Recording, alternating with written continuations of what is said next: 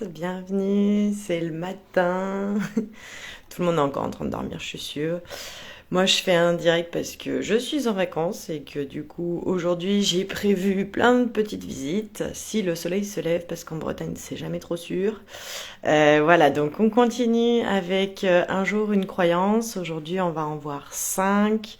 Donc s'il y a des bugs, je compte sur vous pour me le dire, si vous m'entendez bien, si vous me voyez bien.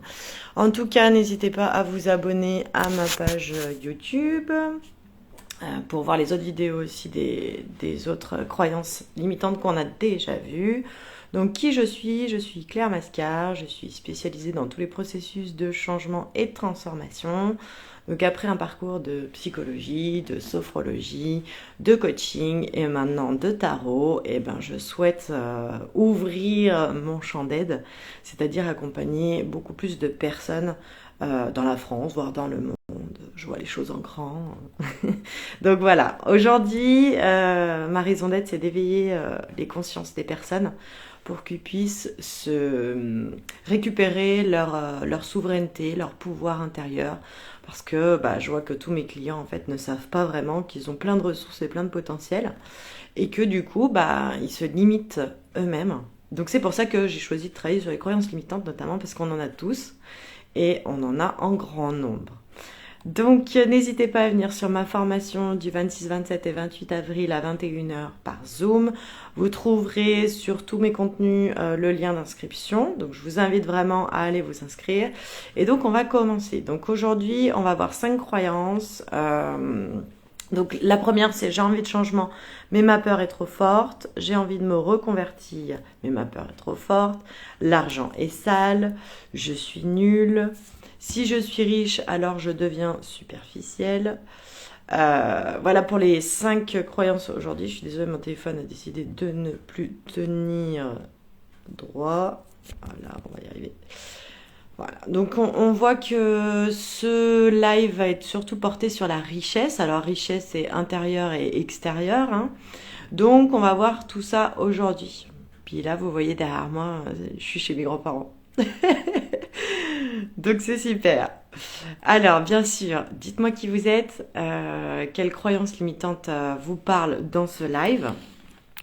Et on va avancer tout doucement parce que c'est le matin et faut bien que vous compreniez les nuances entre les croyances limitantes. C'est pour ça que j'ai choisi les 5 ensemble.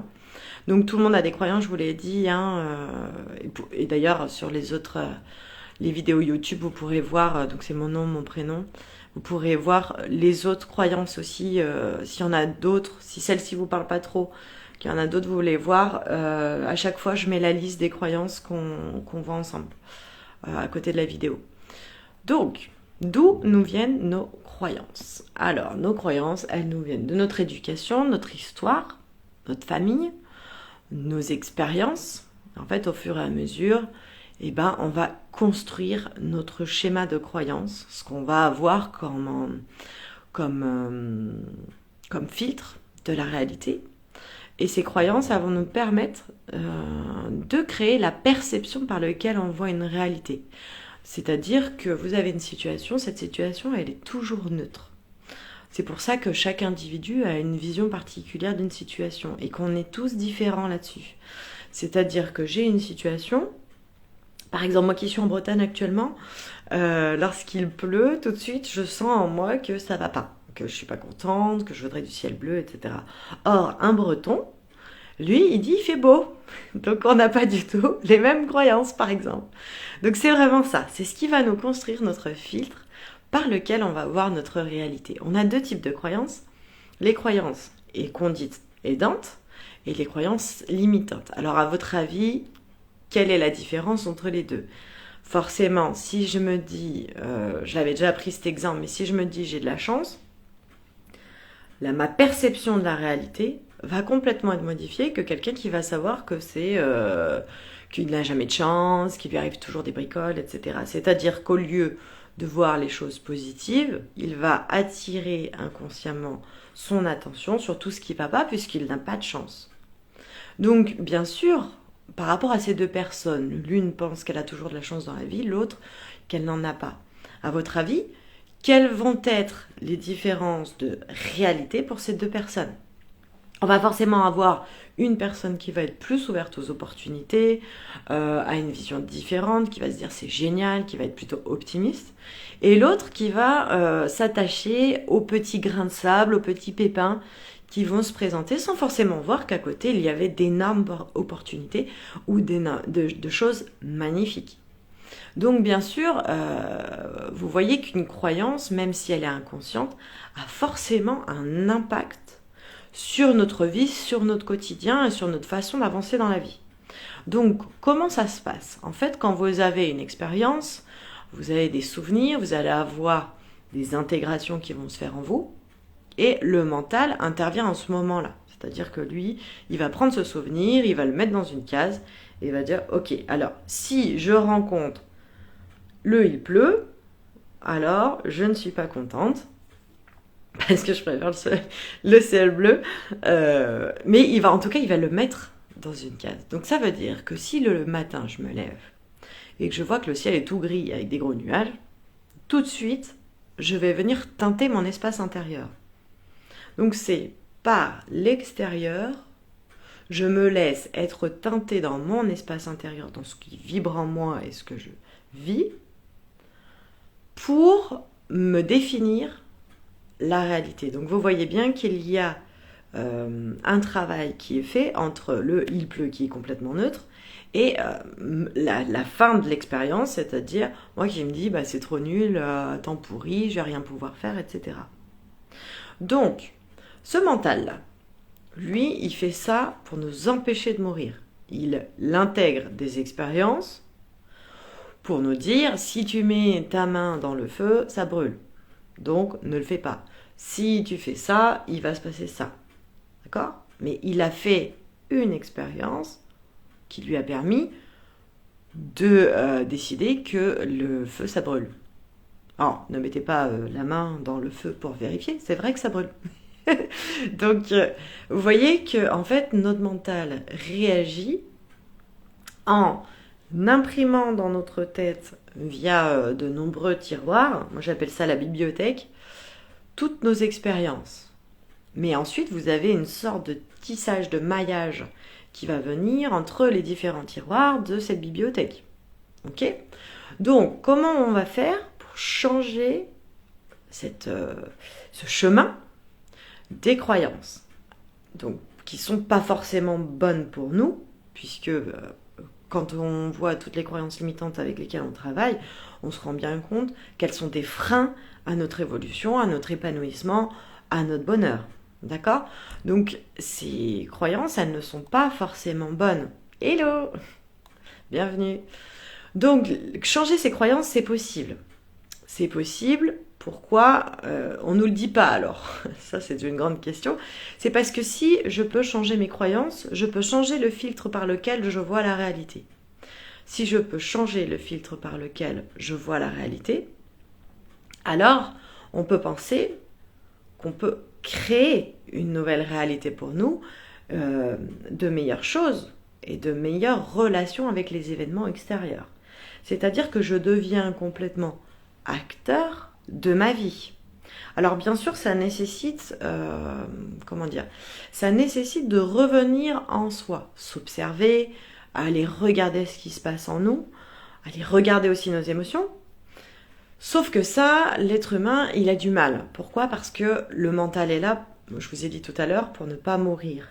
Donc si jamais je regarde des émotions négatives, c'est-à-dire, par exemple, je me sens triste, j'ai pas envie de voir que je suis triste, alors je fais comme si de rien n'était.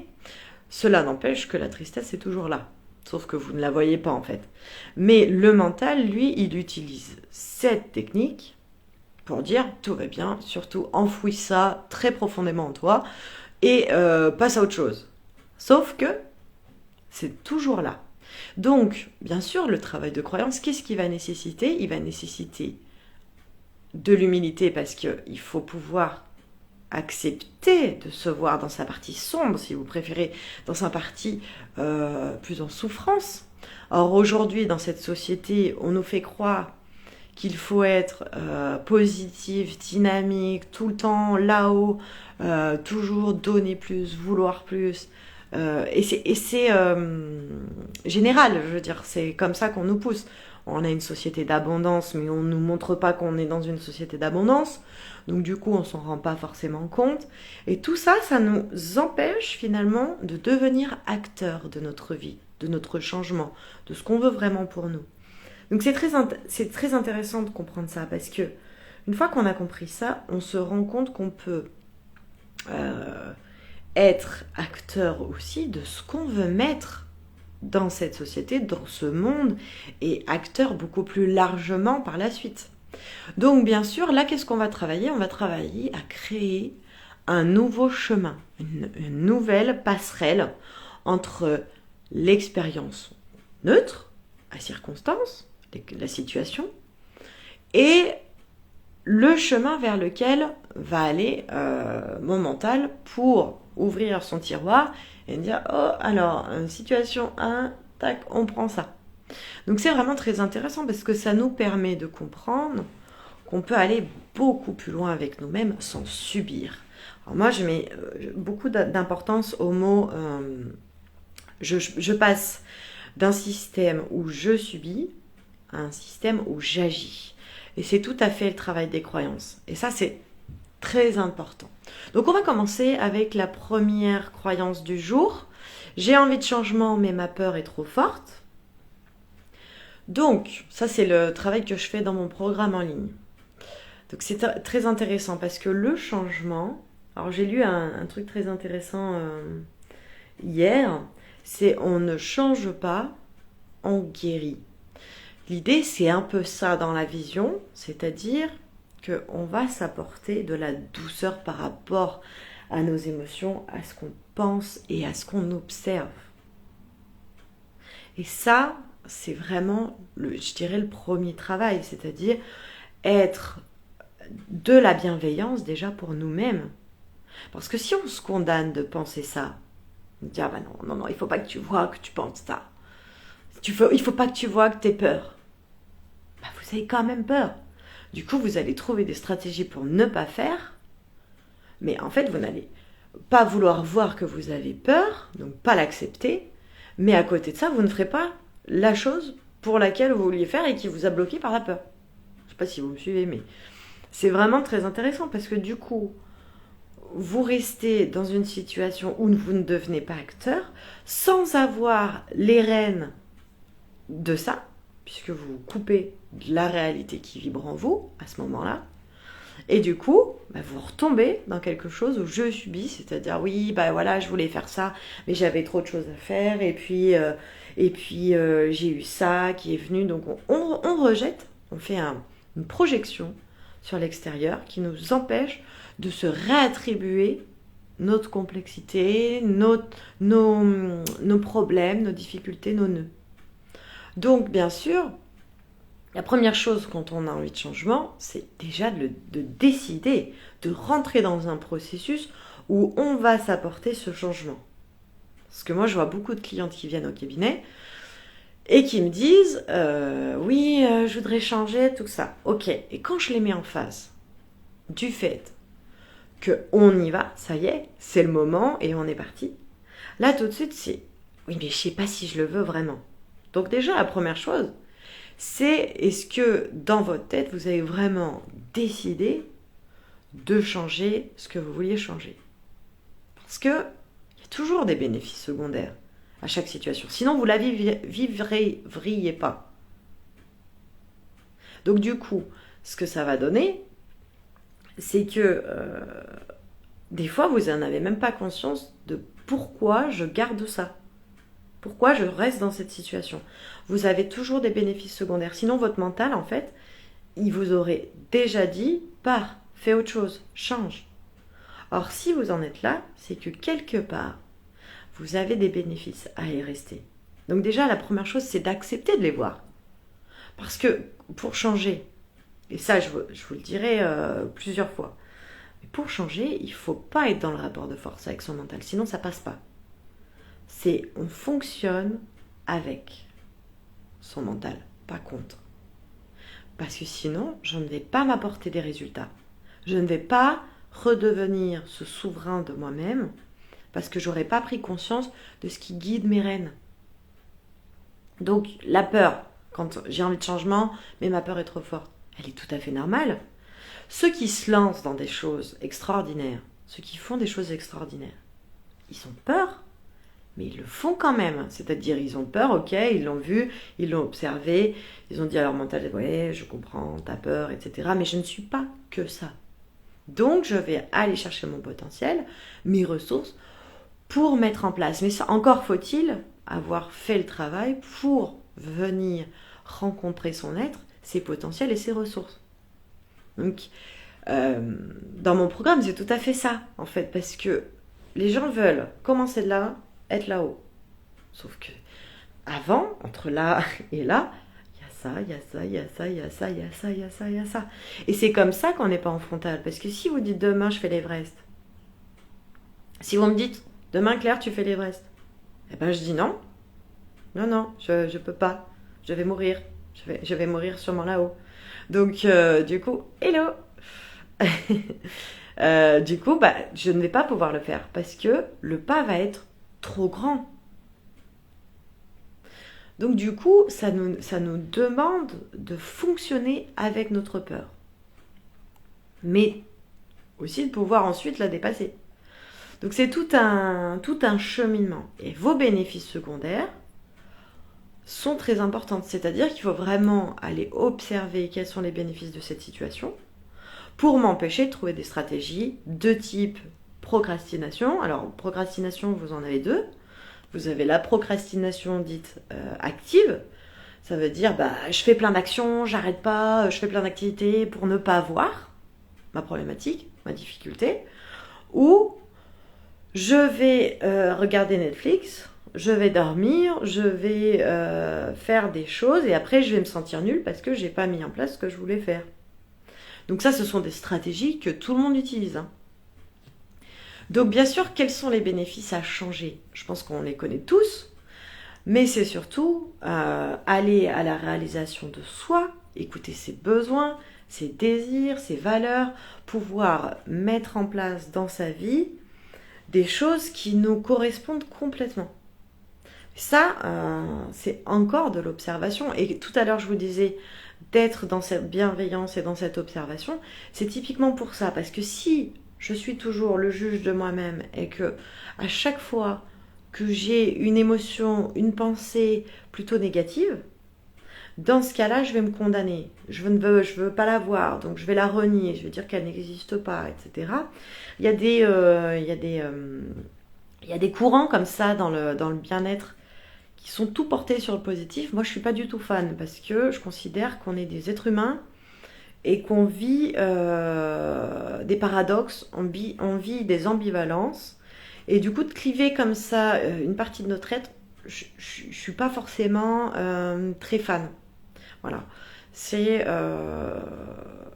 grâce à cette partition, grâce à ma partie qui va être plus en souffrance, je peux voir beaucoup plus la partie divine et m'appuyer dessus. Quand je parle de partie divine, attention, il n'y a pas de notion de religion. Hein. C'est mon espace sacré, c'est mon être qui parle, mon âme si vous préférez, qui s'exprime, et à partir de laquelle je vais venir rassurer, nourrir, guérir mes blessures, tout ce qui va être problématique chez moi et qui va peut-être revenir comme ça régulièrement sans forcément qu'on le voit. Donc, tout à l'heure je parlais de filtre, c'est exactement ça. Quel filtre je vais venir poser pour pouvoir, comme un objectif de téléphone, voir la réalité qui s'invite dans ma vie. Si on va un peu plus loin, ensuite on verra que si je change la vibration intérieure à moi, alors je projette à l'extérieur une réalité tout autre. Et ça, c'est typiquement, si vous en avez entendu parler, les lois d'attraction, où on va émaner quelque chose et du coup, l'univers va comprendre qu'on n'a plus besoin de certaines situations dans notre vie, car on a guéri certaines parties, on a résolu certaines difficultés et on a avancé. Donc bien sûr, C'est ça, hein, finalement, la loi d'attraction, c'est je vibre quelque chose à l'univers. L'univers entend ce que je vibre et résonne sur la même fréquence. On aura l'occasion de le voir plus en détail parce que c'est pas trop à l'ordre du jour aujourd'hui, mais vous voyez un petit peu la vision plus large. Alors on va essayer de revenir, j'ai tendance à m'éparpiller, mais on va revenir à nos moutons, comme on dit. Donc c'est vraiment changer le filtre de la réalité pour changer mon état intérieur et du coup ensuite ma vibration. Et il faut savoir que personne ne le fera pour vous. C'est-à-dire que ce que j'amène aujourd'hui là comme idée, avec ces croyances, avec le fait qu'il faut revenir à l'intérieur de soi, c'est véritablement, vous pouvez aller chercher à l'extérieur des solutions, alors par de la thérapie, par des coachs, mais à un moment donné, il va falloir faire le travail. Et souvent, moi je vois mes clientes, elles arrivent la première fois, elles pensent que j'ai une baguette magique qui va faire tout, transformation. Tiens, j'aurais pu mettre un truc, un machin, Snap, Instagram. C'est vraiment ça. C'est de se dire, c'est à moi de mettre en place les changements pour ensuite voir les changements dans ma vie, dans le monde, etc. C'est votre expérience humaine en fait. Hein. Donc bien sûr, posez-moi des questions s'il y a des choses que vous n'avez pas compris, etc. On continue avec j'ai envie de me reconvertir, mais ma peur est trop forte. Donc je vois beaucoup de personnes qui viennent me voir avec cette idée. J'ai envie de me reconvertir, mais je suis complètement bloquée. C'est vraiment une situation où on se sent bloqué. Alors soit dans son poste actuel, soit physiquement, on n'y arrive pas. Je vois des clients, tac, on leur dit, hop, est-ce que tu veux changer? Eh ben, on sent que le corps, il veut pas faire un pas, que c'est pas possible. Donc, il faut aller comprendre c'est quoi ces blocages. Donc déjà, c'est peut-être se remettre en lien avec pourquoi je veux partir de cette situation. Dans mon travail, pourquoi aujourd'hui je veux partir? Est-ce que c'est une fuite? Je suis en danger, j'ai du harcèlement, etc. Est-ce que c'est une fuite? Je veux que quelque chose change dans ma vie et du coup, eh ben, je vais tout envoyer valser et je me casse? Ou est-ce que, au fond, c'est un vrai besoin qui s'exprime parce que je ne suis pas reconnue dans ma valeur, la valeur que je me donne? Est-ce que je ne suis pas reconnue par la société dans laquelle je travaille, l'entreprise? Et du coup, bah, je me sens bien dans mes limites. Est-ce que j'ai fait le tour de mon travail? Aujourd'hui, c'est réfléchir à qu'est-ce qui me rattache à l'activité que je suis en train de faire. Pourquoi je suis dans cette activité? Pourquoi je suis encore dans cette activité? C'est-à-dire, avec ce que j'ai compris de pourquoi j'étais dans cette boîte. Maintenant, je comprends pourquoi, qu'est-ce qui me fait rester encore. Il y a forcément des éléments qui font que vous restiez. Alors, essayez d'aller plus largement que, même si elle est souvent très présente, la peur du confort matériel, le salaire. Parce que en termes d'humain, d'expérience humaine, vous avez forcément dans votre travail des choses qui vous réconfortent. Est-ce que c'est ma peur est trop forte parce que je sais que là je suis dans mon excellence, dans mon expertise et que demain je vais me retrouver dans quelque chose que je ne sais pas faire. Du coup, s'exprime mon besoin de contrôler, mon besoin avec mon ego de ne pas accepter que je vais passer par une phase où je vais devoir apprendre pour augmenter mon niveau d'expertise. Donc c'est très important de travailler là-dessus parce que ça va vous donner vos ressources pour ensuite mettre en place, j'ai envie de me reconvertir, mais oui, mais vers quoi? Faire quoi? Parce que si vous ne décelez pas encore ce qui vous anime maintenant, comment choisir ce que vous voulez faire demain? Donc du coup, vous restez effectivement dans du freeze, dans du blocage, dans une situation où vous n'allez pas bouger. Parce que vous ne voyez pas là où vous allez aller, vous ne voyez pas votre phare. Dans mon programme, je parle tout le temps de phare. Parce qu'à un moment donné, on doit d'avoir un phare. Attention, je ne dis pas que... parce que souvent, quand on pose des objectifs, les gens Ils ont peur d'en poser parce qu'ils se disent oui, mais alors si je change, du coup je serai bloquée parce que j'ai un objectif. Un objectif, il évolue. Mais au départ, vous devez poser ce vers quoi vous tendez. Je vois la majorité des personnes que j'accompagne qui me disent je veux changer, oui mais pourquoi? Je ne sais pas. Donc, on n'est pas la viande fraîche sur le marché du travail, on est des gens qui voulons trouver une activité qui nous correspond. Pas s'il vous plaît, embauchez-moi parce que j'ai rien. Non. Qu'est-ce que je veux? Dans quoi je veux travailler? Qu'est-ce que je veux faire? Ça, c'est très important de le poser et d'apprendre à le faire parce que ça s'apprend. C'est toujours pareil. Alors, les femmes, en plus, nous, on a des siècles et des siècles d'impression cellulaire de toutes nos lignées féminines antérieures. Donc, on arrive vraiment dans une... faut voir, là, notre génération, la génération d'avant aussi, elle se retrouve quand même dans une situation où on doit briser des chaînes, on doit briser des schémas de répétition, des intrications qui n'appartiennent pas forcément à nous, mais aux personnes antérieures. Ça n'enlève pas la responsabilité que vous devez en faire. Parce que souvent, je vois des gens, oui, mais dans ma famille, je porte le poids de ma famille. Ok. Mais maintenant, qu'est-ce qu'on décide pour nous d'en faire? Est-ce que je décide d'aller observer ça pour le transformer ou est-ce que je décide de le subir? Et d'accepter de me voir comme la victime d'une lignée. Or, vous êtes bien plus que ça, bien entendu. Donc, bien sûr, posez-vous la question, où j'en suis dans ce besoin? Est-ce que cette peur, elle est vraiment vraie? Ou est-ce que c'est parce que je n'ai pas de vision de là où je vais? Et ça, c'est normal, hein, votre mental, il ne vous laissera jamais aller. Imaginez, vous partez, je sais pas, à Marseille.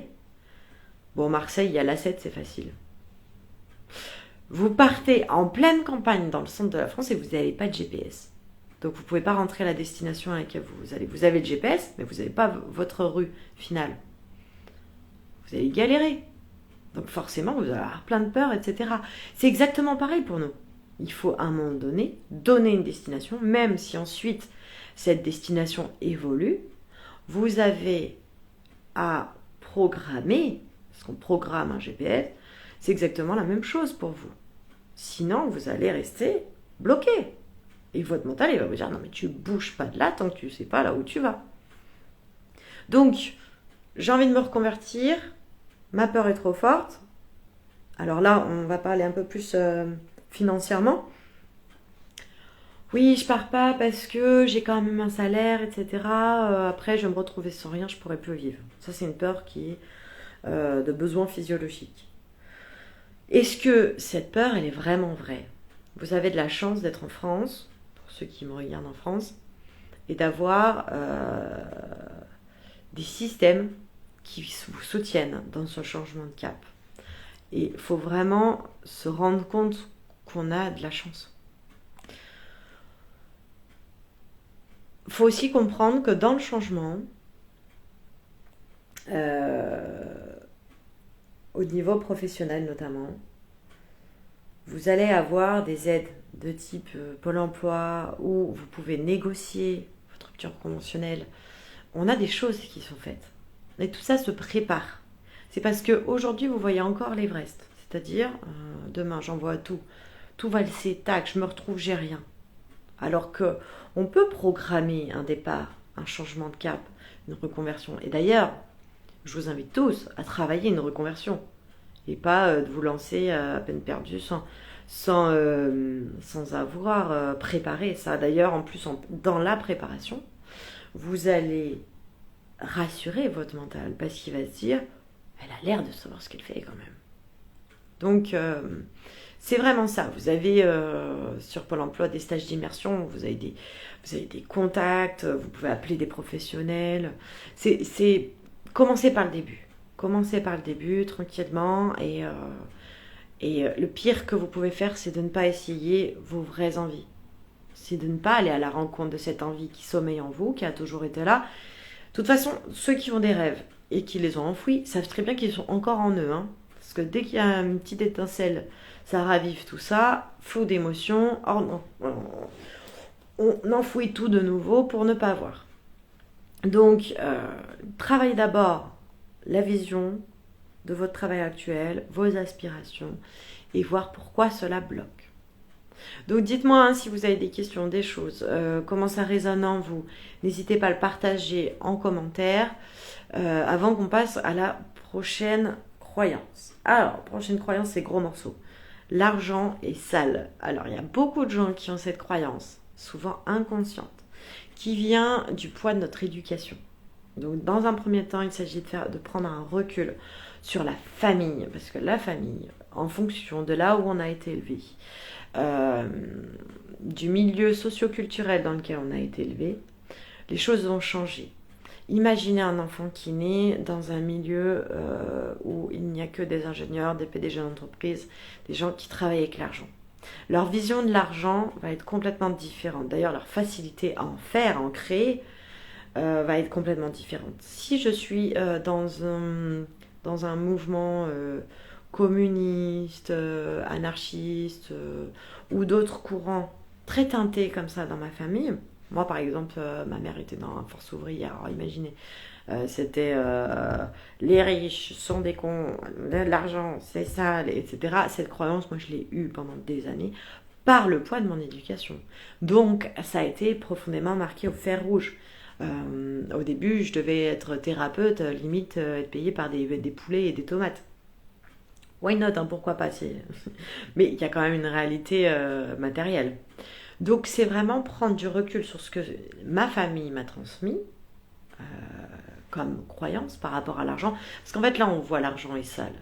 Mais cette croyance elle va vous amener, quand vous allez commencer à l'observer, beaucoup d'autres croyances qui s'y rattachent.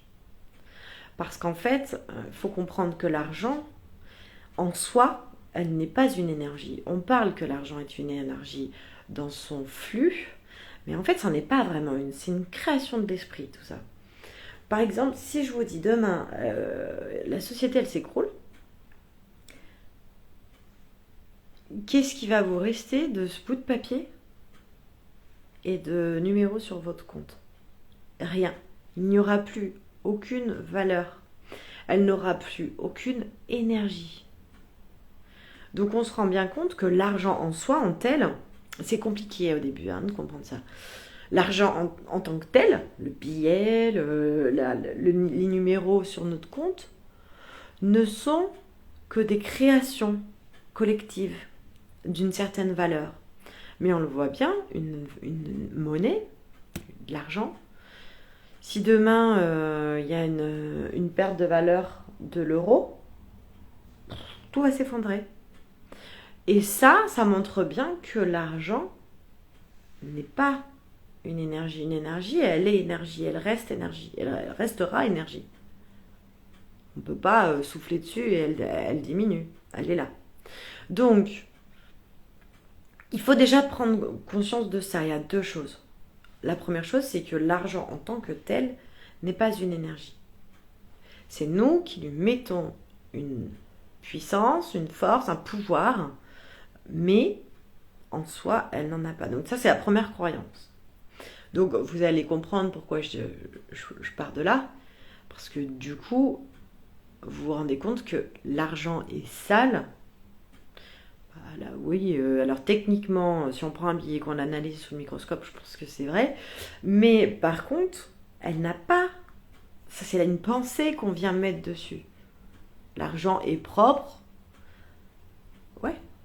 C'est qu'est-ce que je vais faire de cet argent, à la limite? Dans quoi je vais placer cet argent qui va faire que ça devient sale ou propre? Mais du coup, quand on dit ça, l'argent est sale, tout de suite on voit une autre croyance qui vient, c'est si j'ai de l'argent, je suis sale. On va le voir avec la croyance d'après. Mais c'est très intéressant, parce qu'on se rend compte que, tout à l'heure je vous parlais d'un système comme ça, de toile d'araignée entre les croyances, c'est complètement ça avec l'argent. Donc dans cette perspective, comment je considère l'argent dans ma vie?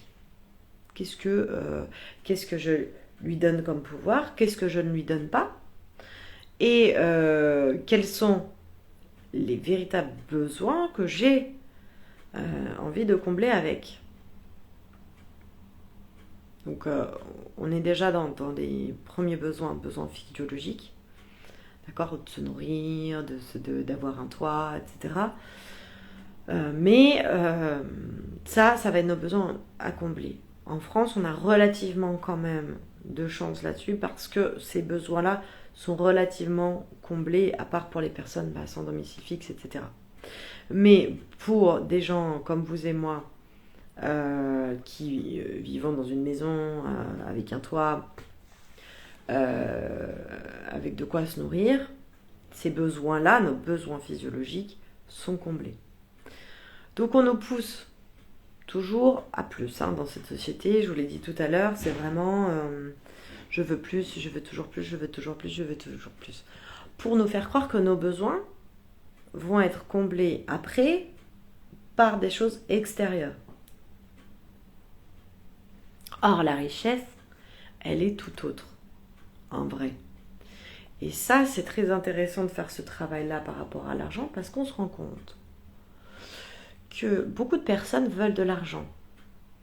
D'accord ? Je veux de l'argent, oui, je veux être riche, etc. Moi, à un moment donné, j'ai travaillé l'argent. Ça fait 2 ans que je travaille beaucoup mes croyances sur l'argent. Et au début, je voulais de l'argent pour avoir de l'argent, pour être riche. Il n'y avait pas derrière le pourquoi faire. Donc en fait, cette notion d'argent, elle est importante et elle prend son énergie aussi là-dedans. Bien que je vous ai dit que l'argent n'était pas une énergie. Oui, c'est vrai. Mais en tout cas, c'est une conséquence, je dirais plus. Moi, je le vois comme ça aujourd'hui, mais c'est pourquoi faire. C'est-à-dire, quel est le projet ? Parce qu'on est quand même dans une réalité matérielle, et ça, je le redirai tout le temps, vous êtes quand même dans une réalité matérielle, vous n'êtes pas des anges, vous n'êtes pas là-haut, vous êtes dans une expérience humaine pour vivre une expérience de la matière, et l'argent dans ce monde en fait partie. Il n'y a qu'à voir tous les problèmes dans le monde. Donc vous voyez l'importance de l'argent dans le monde. Ça ne veut pas dire qu'il faut l'exprimer et la vivre de cette façon-là. Mais par contre, c'est bien comprendre, je souhaite avoir de l'argent, mais pourquoi faire ? C'est je vais pouvoir nourrir le projet que j'ai en tête. Par exemple, j'ai envie de monter un garage. Ok, il me faut combien pour réaliser ça ? Donc on passe d'un mouvement de flux, je recherche du flux pour avoir toujours plus, à pour faire ce projet, j'ai besoin de temps. C'est la grande différence. Là, c'est un truc très important que je vous dis. C'est la grande différence entre l'avoir, le toujours plus, et l'être. Je viens nourrir mon projet avec mon besoin. J'ai besoin de 5 000 euros, de 5 000 euros. Parce que du coup, intérieurement, ça va tout changer en moi.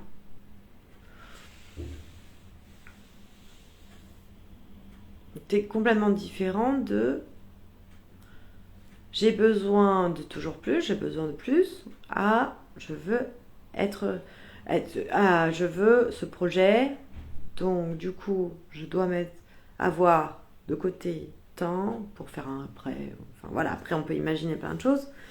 Mais si j'ai un grand projet qui nécessite de l'argent,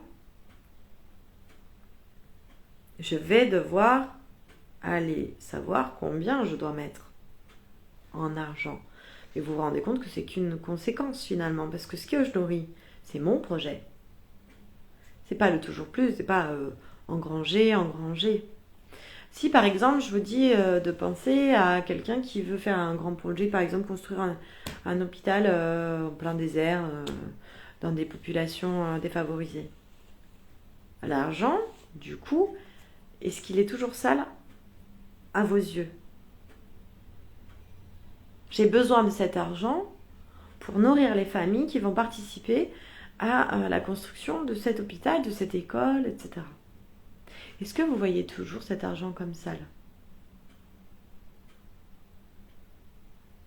Donc, vous voyez bien que du coup, la construction de l'argent, elle n'est qu'une vision de l'esprit. Si l'argent était sale, il le serait toujours, même pour cette école. Or, on voit bien que l'argent se teinte d'une autre coloration quand il s'agit de donner à des œuvres caritatives, on va aider son prochain, etc. Donc la réalité matérielle est là, mais derrière, on va la teinter de choses en fonction, pas de l'argent, en fonction de l'action qui est faite avec. Donc c'est pour ça, mettre du sens à ce qu'on fait, ça va nous permettre de faire la paix avec notre vision de l'argent. C'est difficile au début de se défaire de la vision binaire de l'enrichissement personnel et de ce qu'on va faire.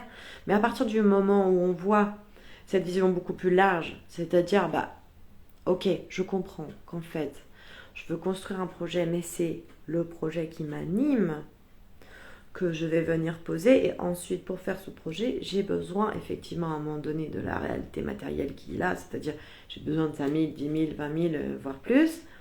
Ok, comment je peux faire pour créer cet argent et arriver à mon objectif? Et pas toujours plus, toujours plus, toujours plus. Je veux juste être riche. Non, c'est derrière, qu'est-ce que vous voulez vous apporter? N'hésitez pas à me poser des questions. Si vous n'avez pas compris, je pense qu'on pourra aller plus loin sur cette croyance, mais comment on a une limité. J'ai même pas. Ça fait combien de temps là que je suis. Voilà. Donc après, on va aller voir je suis nulle. Pour ceux qui ont cette croyance, je vous invite à venir voir ma formation du 26, 27 et 28 avril. Je vous mettrai le lien en commentaire pour que vous puissiez vous inscrire. Car je travaille beaucoup cette notion, c'est-à-dire que vous allez découvrir cette zone que vous n'avez pas allumée avec votre lampe torche. Oui, c'est un peu... depuis toujours, je suis pointée ici, mais j'ai jamais pointé vers l'arrière parce que je pensais que ça n'existait pas. Donc, le je suis nul, il amène tout de suite cette notion de je ne suis pas assez. Donc déjà, dites-moi en commentaire pourquoi vous vous sentez nul. Dans quelles circonstances vous vous sentez nul. Parce que vous n'êtes pas nul tout le temps. Il y a forcément des moments où vous te dites « Ah, je suis vraiment nul. » Tu vois, tu es vraiment nul. Tu fais toujours pareil, etc. Donc, l'idée, c'est de commencer à sortir de cette condamnation, cette espèce de flagellation, pour remonter une construction saine et surtout une construction du à côté. Je vous ai dit tout à l'heure, on n'est pas en frontal. C'est exactement ça. C'est tout doucement, je construis mon processus de transformation. En plus, l'être humain, il a deux paradoxes. Il a un premier paradoxe, c'est l'être humain et l'échec. En France, aux États-Unis, c'est un peu plus accepté quand même. Mais en France, l'échec est très mal vu. Par exemple, vous êtes entrepreneur, vous échouez, vous êtes nul.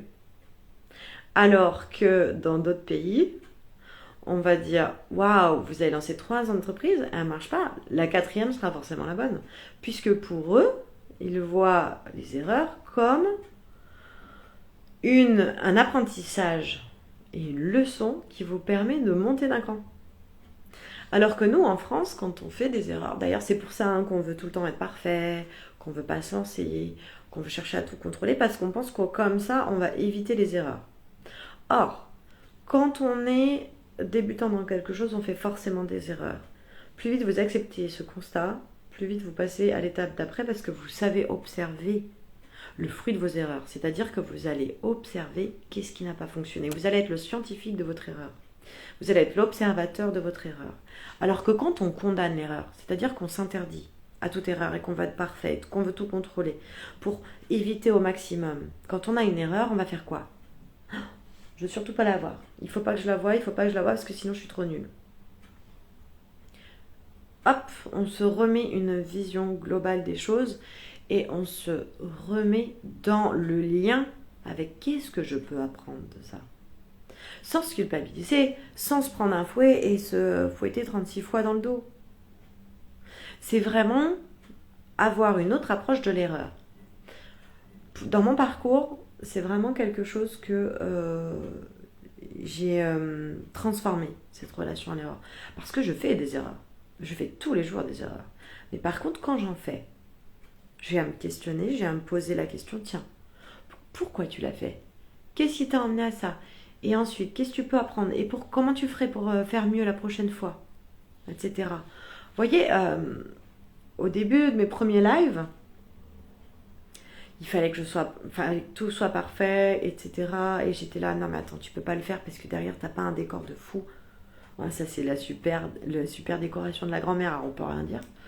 Mais vous voyez, en fait j'étais dans une recherche de perfection et de contrôle.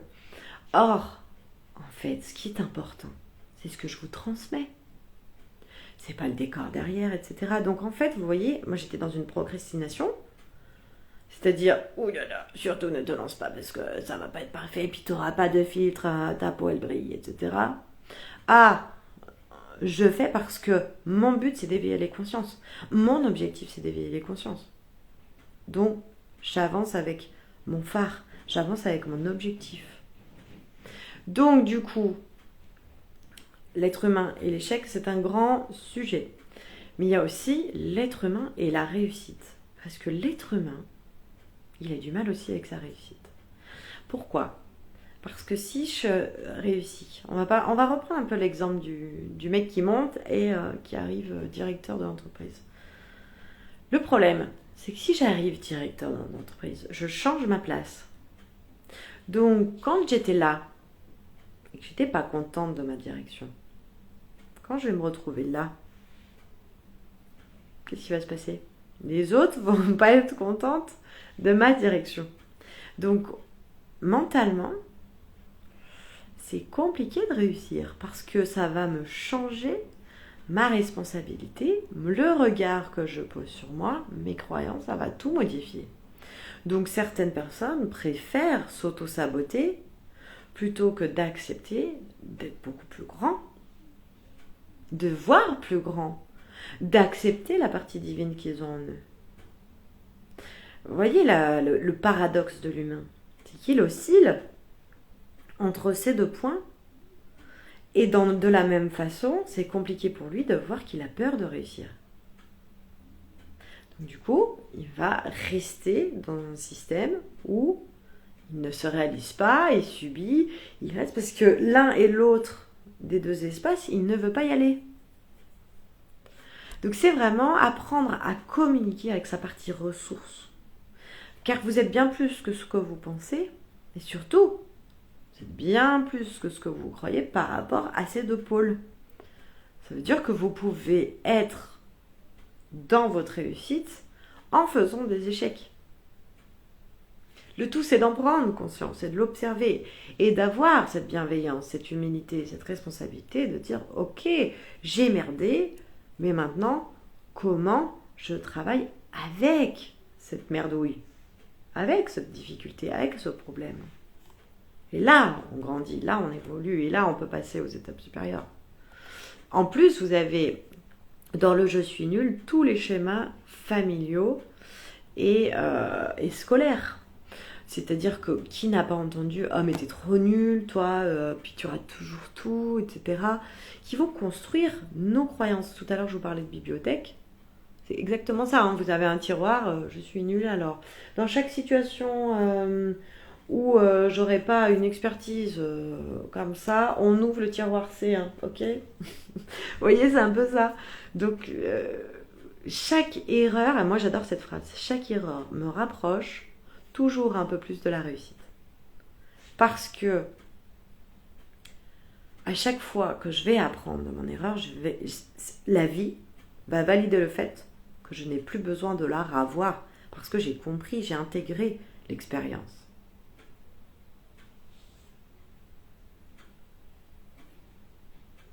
Donc c'est vraiment ne pas aller en lutte, mais de l'observer. Donc si par exemple je suis dans une situation où je ne suis pas dans mon expertise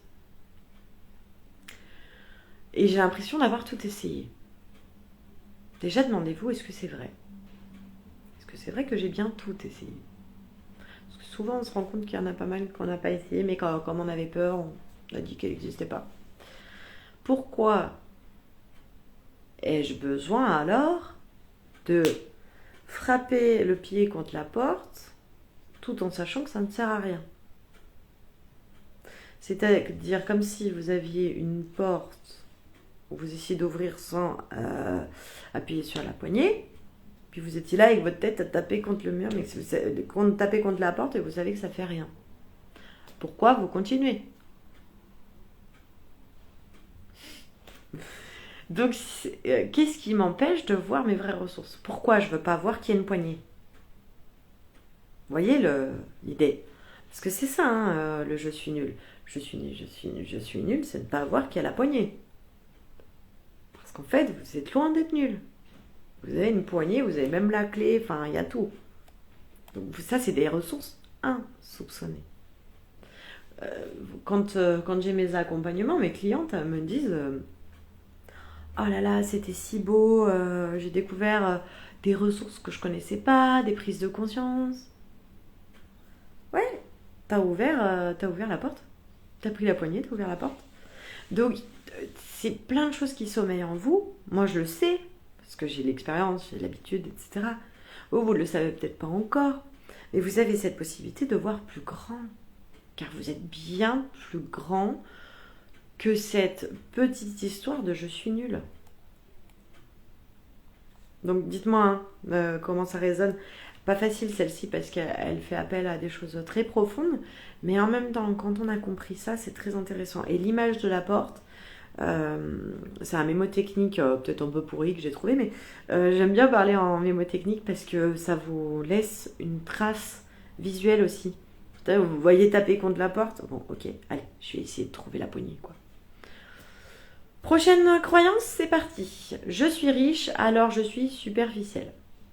Donc on va déjà commencer par couper la croyance en deux. Et après, on va la réunir. Donc déjà, première chose, posez-vous la question, pour moi, c'est quoi être riche? Quelle est cette définition du mot riche? Bon, on l'a vu un peu avec l'argent est sale tout à l'heure, mais posez-vous cette question, c'est quoi être riche? Chaque personne, en plus, a sa définition, vous verrez que chaque personne a une définition différente de ce mot. Pourquoi? Parce que chaque personne est unique. Donc, je suis riche, alors je suis superficielle. Vous avez un paradoxe mental qui se crée quand on prend cette croyance.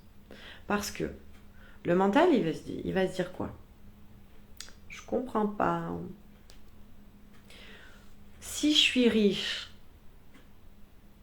alors ça veut dire que je suis plein de ressources, de potentiel, de vivance, de vibrance.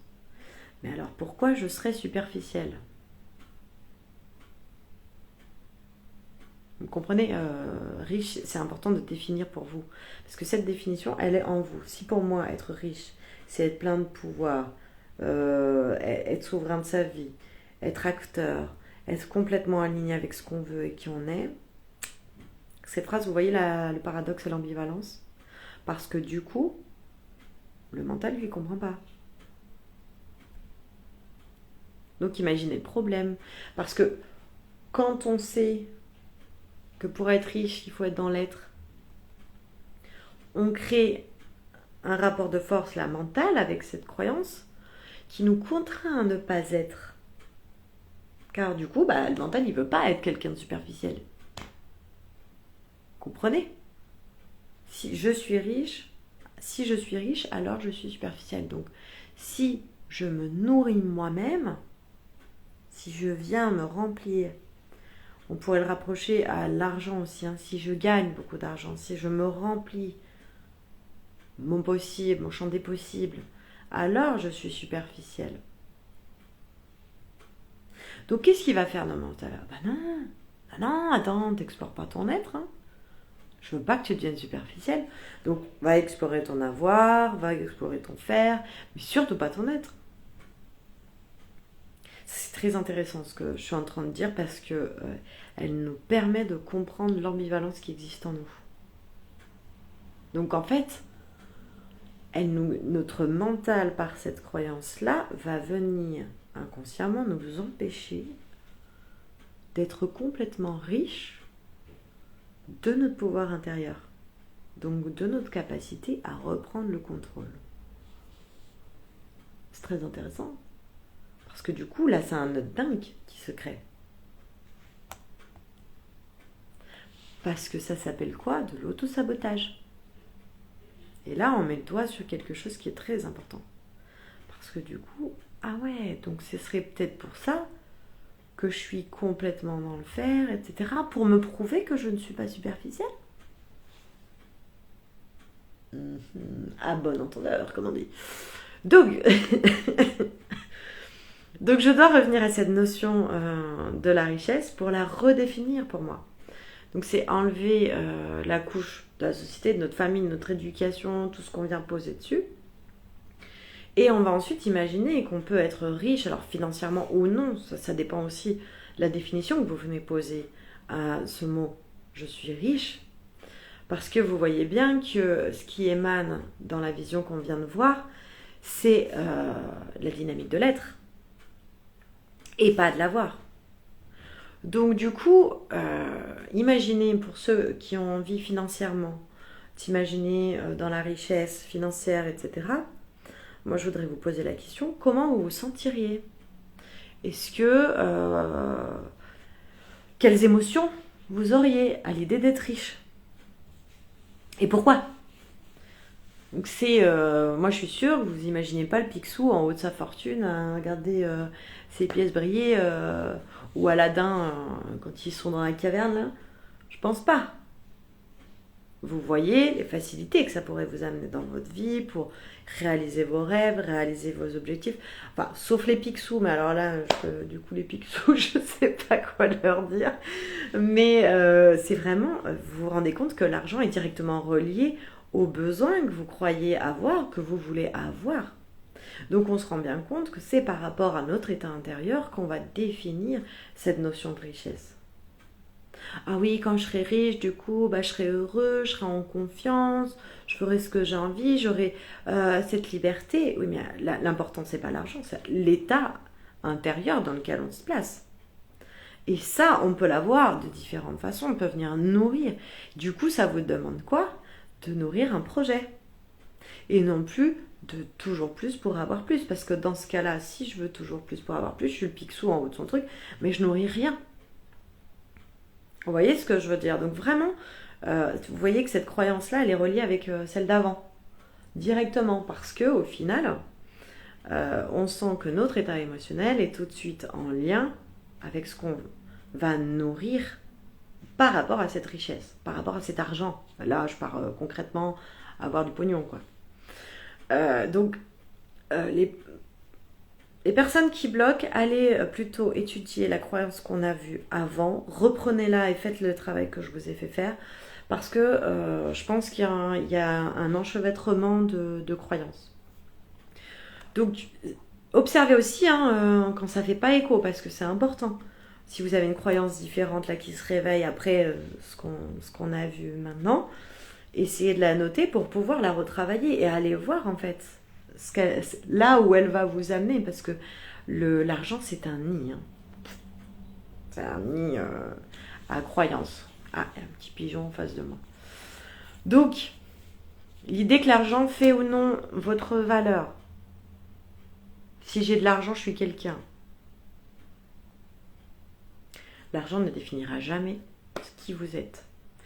C'est ce que vous alimentez avec ces notions. C'est ce que vous allez alimenter. C'est complètement différent. Donc si ça la bloque toujours, venez m'en parler. Je vais vous aider à dénouer les nœuds. Parce que c'est très large, la vision de l'argent, de la richesse, tout ça. C'est vraiment un travail, je dirais, un peu long à faire dessus pour libérer les croyances. Mais c'est génial parce qu'au final, on se rend compte que c'est du popcorn. Donc c'est super. Dites-moi comment ça résonne, qui se sent concerné par cette croyance.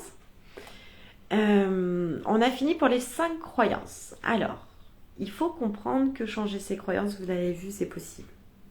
Donc c'est partir de vous, de là où vous en êtes, pour atteindre ce que vous voulez vraiment. On le voit qu'en fait, comment on redevient acteur? En remettant de la... Alors, c'est mon mot dans ce moment. En remettant de la 3D. En remettant de la perspective sur les choses. Donc, n'hésitez pas à demander de l'aide pour avoir justement cette 3D, ce miroir qui peut vous aider à prendre conscience de vos schémas. prendre conscience de ce qui vous alimente. Le meilleur investissement que vous pouvez faire, encore une fois, je vous le dis, c'est en vous-même. Donc si vous voulez continuer à travailler ces croyances, prochain replay, on avancera sur 5 autres croyances que je mettrai sur ma chaîne YouTube. Celle-ci aussi sera mise quand j'aurai le temps, parce que là, je vais devoir aller accompagner ma grand-mère aux courses. Donc si vous connaissez quelqu'un que ça pourrait aider avec ce replay, n'hésitez pas à partager autour de vous. Mon but étant d'éveiller les consciences au plus grand nombre. Si cette vidéo vous a plu, partagez, abonnez-vous, faites des choses pour m'aider dans la visibilité. En plus, je crois que l'algorithme Insta a changé, donc on est de moins en moins visible, il faut payer, etc. Donc, voilà, partagez. Venez vous inscrire pour ceux qui ont envie à ma formation du 26, 27 et 28 avril à 21h. Ça sera sur Zoom et ça va être génial. Il y a plein de contenus qui vont être donnés. Vous allez avoir des surprises, des cadeaux. Voilà, je vous mets le lien direct pour l'inscription quand le replay sera mis en ligne, juste après. Et je vous dis à très vite. Ciao, ciao!